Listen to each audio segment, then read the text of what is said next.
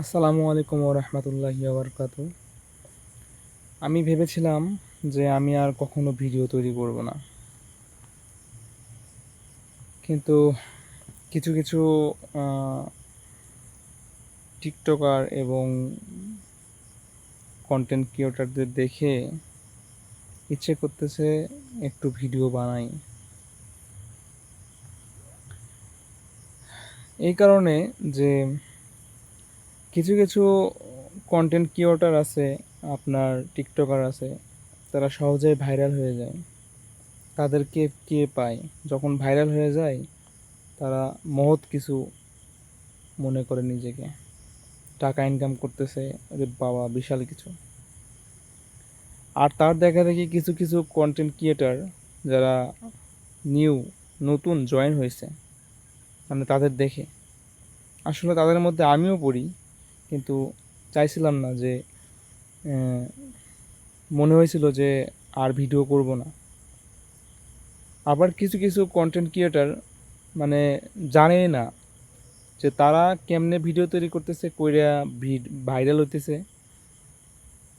এবং আহ, তাদের দেখা থেকে তারাও ভাইরাল হবে। কেমনে ভাইরাল হবে জানে না, হুদাই খালি ভিডিও তৈরি করে, শুধু হুদাই ভিডিও তৈরি করে, কি করতে হবে না করতে হবে কিচ্ছু জানে না। ভিডিও তৈরি করতে করতে একদম পুরো ফেসবুক ইউটিউব একদম ভরায় ফেলাইছে, কিন্তু তাও ভাইরাল হয় না। আবার কিছু কিছু কন্টেন্ট ক্রিয়েটর আছে, তারা মানে প্রথম শিখতেছে, ভাইরাল হওয়ার নেশায় কত কি করতেছে, মনে হয় তাদের কাপড় চোপড় সব খুলে ফেলাবো, তাও ভাইরাল হওয়া লাগবে। সমালোচনায় আসার জন্য কত চেষ্টা। আহা, আসলে এসব কন্টেন্ট ক্রিয়েটরদের দেখে আমার নিজের আফসোস হতেছে যে কিল্লেই গিয়ে আমি ভিডিও করা ছাইড়ে দিছি। এই কথাগুলা বলার জন্য আজকে আমি ভিডিও তৈরি করতেছি।